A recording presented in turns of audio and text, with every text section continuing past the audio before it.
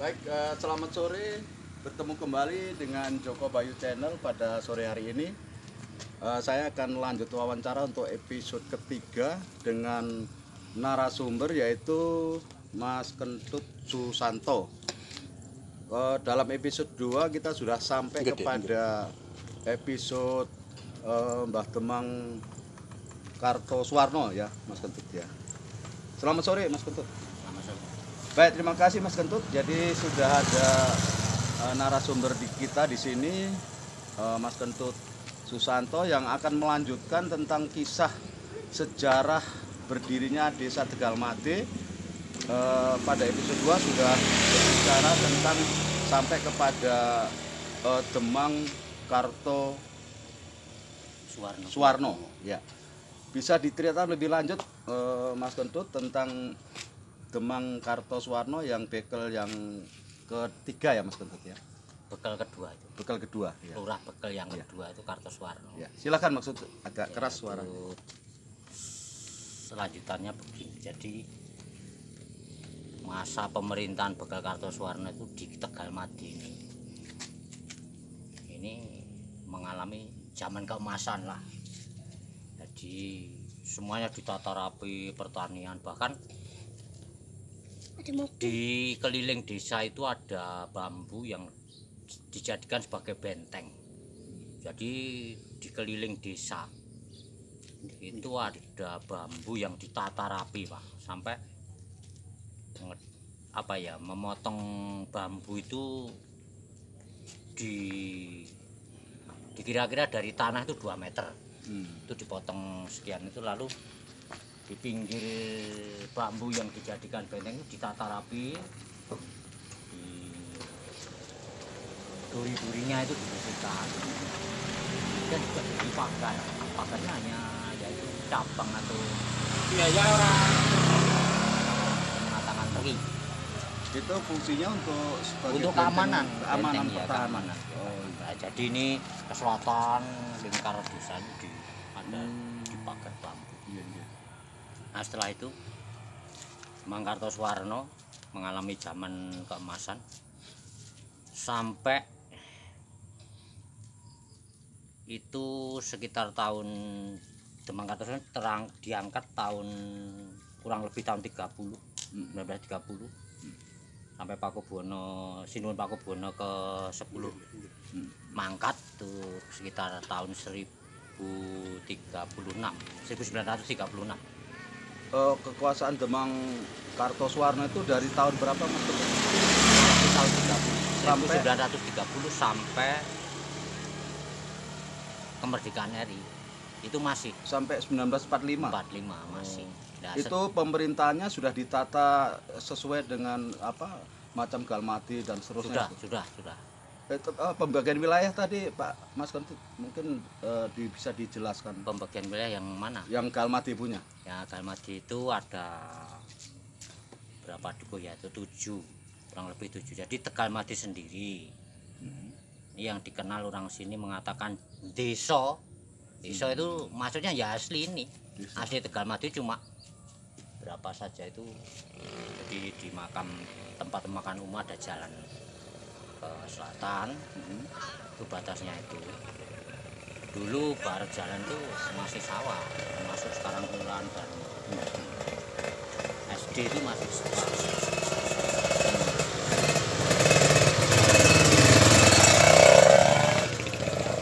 utara. Terus ada rel kereta api sebelah barat jalan. Kemudian ada di sebelah barat rel kereta api itu ada desa. Itu desa kecil saja. Dukuh kecil aja itu ada 2. Yang utara jalan itu namanya Puntuk Rejo. Nah, yang selatan jalan itu namanya Puntuk Rejo. Jadi ada gundukan tanah itu tapi ramai. Dinamakan Puntuk Rejo. Kemudian yang utara jalan itu mondokan, tempatnya orang sama mondok di situ. Terus kemudian di barat di tepi sungai Bengawan Solo itu dari utara itu Dudan, Sono, Ngawur dan Depok. Hukumnya itu Iya. pembagian wilayah. Dibagi dalam waktu itu 2 kami. Kami itu apa, Mas? Kami itu sekarang ya seperti kepala dusun. Kepala Kami dusun. ya, kami. Kami. Lalu bayan. Nah, rel kereta api itu mulai berjalan itu tahun 1000 pemerintahan Pakubono 9. Itu rel itu dari Sangkrah sampai Dulu dari Batu. Sangkrah ya. Dari Sangkrah sampai Batu sudah jadi. Mm-mm. Itu tahun 1927. Yang bangun siapa, Mas? Belanda. Oh, Belanda. Pada masa pemerintahan Pakubono 10. Sudah Pakubono 10. Jadi disambung dari situ. Nah, setelah itu selama rel berjalan, nah, masa pemerintahan Demang Kartosuwarno yang baru-baru itu di Tegalmati, dari Tegalmati masuk ke Mondokan atau Pondok Jaya itu berat rel itu ya.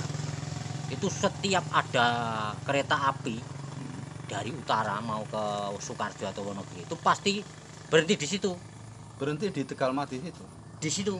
Oh. Nah, ini Padahal bukan stasiun itu. bukan sampai stasiunnya di Plumbon, Kronelan. Kronelan. Nah, Iya. sampai saat itu di situ itu Mbah Demang Kartosuwarno dipanggil ke keraton. Bagaimana nih iso ngatasi ora? Ternyata di situ ada yang tidak nampak, namanya Kiai Puleng yang sering Gitu. itu jadi makhluk Yang tidak nampak, mengganggu pasti berhenti di situ. Nah, setelah itu Kartosuwarno sama Patih Dalem atau iso ngatasi ora gitu. Bisa mengatasi itu dah. Kartosuwarno sanggup mengatasi itu. Akhirnya makhluk yang tidak tampak ini dipindah. Itu Makhluk astral. ya Kiai Poleng. ceritanya begitu, terus dia dipindah ke selatan di apa ya, Ororo. Oh, iya. Di Solo itu. Kemudian ini saya lanjutkan itu sekitar Demang Kartosuwarno yang Malaka pertama, terus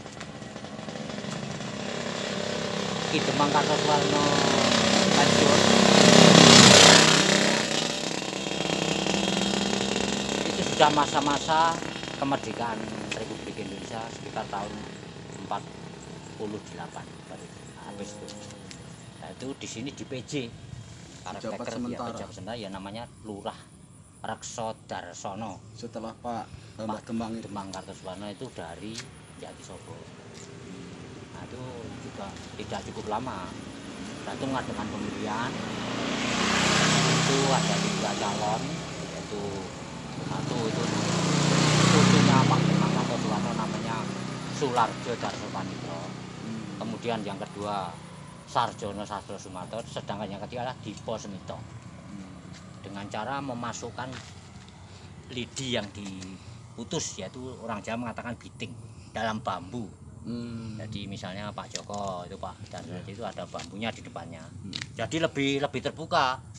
Rakyatnya suruh masukkan Jadi itu. para calon ini Ya, duduk terus depannya ada bambu.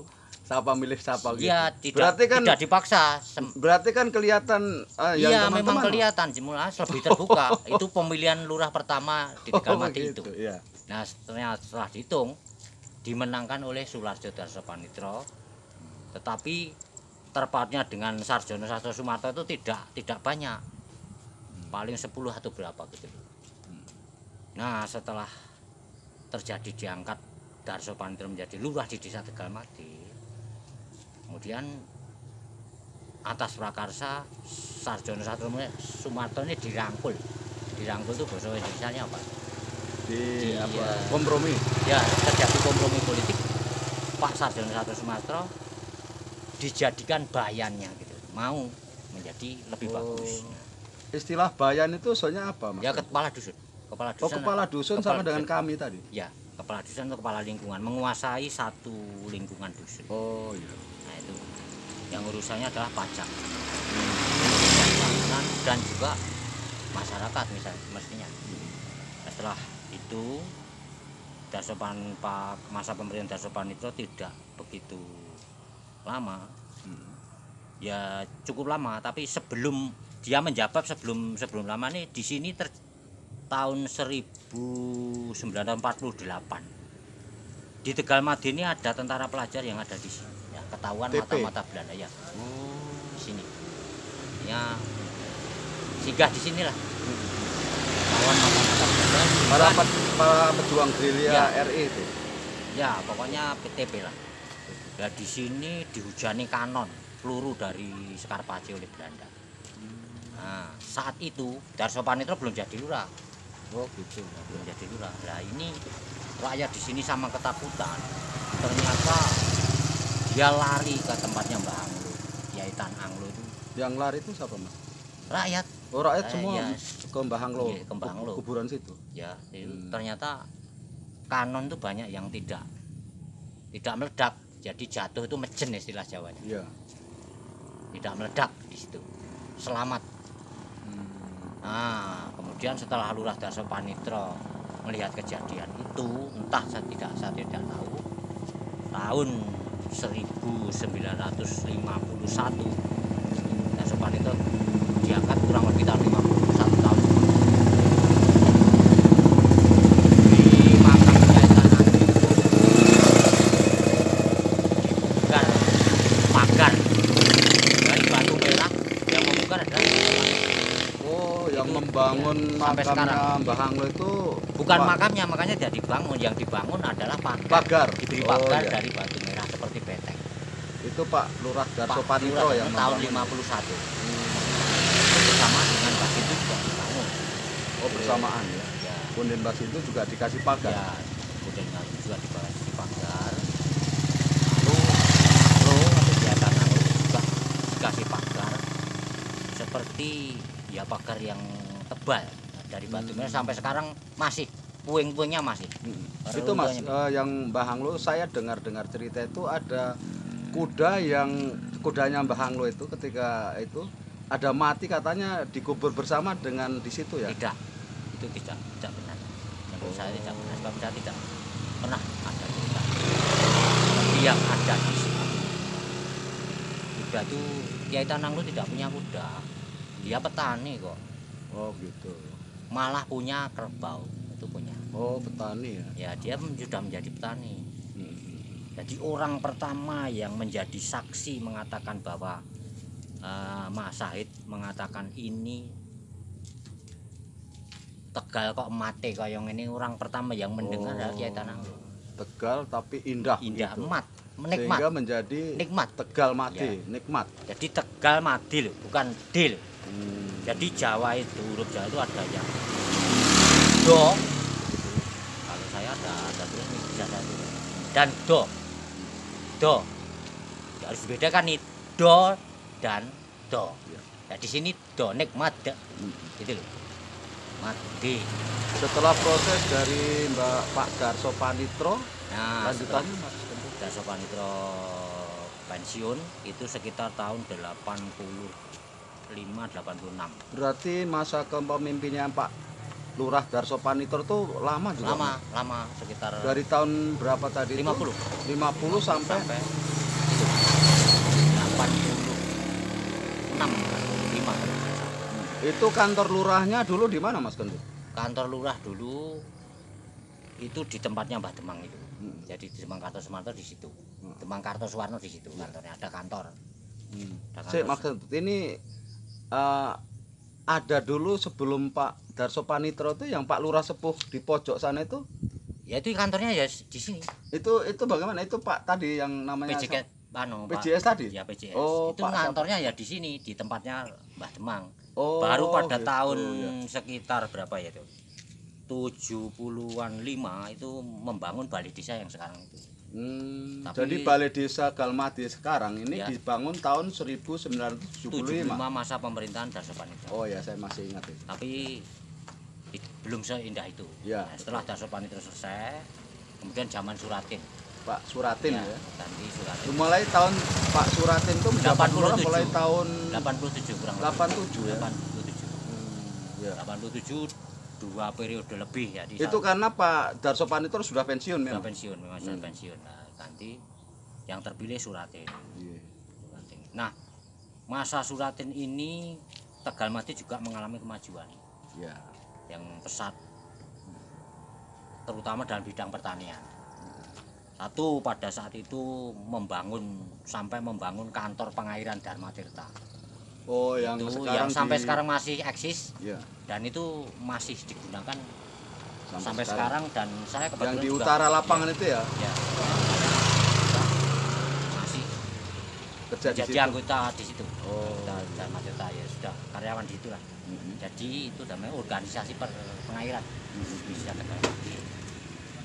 Mungkin pada masa pemerintahan Suratin itu karena majunya pertanian, itu pernah pada masa Orde Baru di sini dijadikan temu karya Taruna Tani se-Jawa Tengah yang dihadiri Pak Menteri Dalam Negeri yang waktu itu dijabat Yogi S. Mehmet dan Pak Ismail gubernurnya. Ya, Gubernur Jawa Tengah. Ya, itu masa Saya dengar juga pernah menjadi juara 1 lomba desa Indonesia, Mas. ya itu sekitar tahun itu. Itu masa kepemimpinannya Mas Suratin. Suratin. Oh, ya. Lalu Pak Suratin membangun gapura Gapura masuk desa. yang di sebelah utara. Ya, sebelah utara dan sebelah selatan. Kalau yang ini belum dibangun belum. Kemudian pagar. Sampai sekarang masih ada. Juga SD-nya. Kalau SD Galmadi itu tahun berapa, Mas? Itu 66. Itu juga bangun dari apa? Desa. Bisa. Itu bisa. Oh. Masa pemilihan tidak tepat. Iya, iya. Itu berdiri tahun 66. 6 ya. Ketika banjir besar itu nggak ada. Ya. Ya, lanjutkan. Setelah Suratin sudah pensiun menjabat 2 kali. Nanti masa pemerintahan Lurah Giyanto. Pak Giyanto. Ya, Pak Giyanto. Itu dari Nawut, Dari Kesongo. Songo. Itu tidak lama karena kesandung politik masalah entah itu masalah ekonomi Oh. atau politik Iya, iya. tidak sampai Berarti selesai. masa pemerintahnya Pak Lurah Giyanto itu berapa tahun, Mas? Itu sebenarnya masa pemerintahannya 6 tahun tapi paling 2 tahun. 2 tahun sudah Ya. kena masalah. Kena masalah. Oh, iya. Terus di sini di PJ. Setelah itu PJ-nya siapa, Mas? PJ-nya Pak Cari Ngadian. Oh, Pak Cari. Ini kegiatan PJ itu bukan di Ngadianto dari Kalamuni. Itu berarti dari Pak Bupati Subarjo ya, Bang? Bupati Subarjo itu di PJ di sini. Terus setelah PJ selesai, pemilihan lagi itu sekitar tahun berapa ya? Kurang lebih ya 2000 sekian lah. Habis informasi itu ganti yang terpilih ini itu Pak Wawan SP. Rubianto. Itu sampai sekarang Pak Wawan, masa kepemimpinan Pak Wawan itu berapa tahun, Mas? Yang periode pertama? 5 5 tahun ya. Terus pilihan lagi, menang lagi. menang lagi. Hmm. Jadi 2 kali periode itu belum selesai yang ini. Iya, iya. Ya begitu sekitar itu. Itu kepemimpinan sama. Baik pemirsa sekalian, demikian proses kepemimpinan dari Bapak Demang, Mbah Demang Kartosuwarno, kemudian ke Pak Darso Panitro, Ke Rekso Darsono. Pak Arso Darsono yang dulu yang Pak Luraspo istilahnya itu ya. Kemudian kepada Darso Panitro. Pak Darso Panitro, kemudian ke Pak Suratin, Iya. baru Pak Giyanto. Giyanto, terus terakhir Pak Wawan ya. Ya. Ya, mungkin perlu diketahui bahwa itulah proses pergantian kepemimpinan di Galmati perlu diketahui oleh generasi muda Galmati juga dan juga warga Galmati baik di Galmati maupun di perantauan. Demikian wawancara saya dengan Mas Kentut untuk episode ketiga ini, kiranya bisa bermanfaat bagi kita semua. Matur nuwun Mas Kentut, Nggih. sehat selalu. Nggih.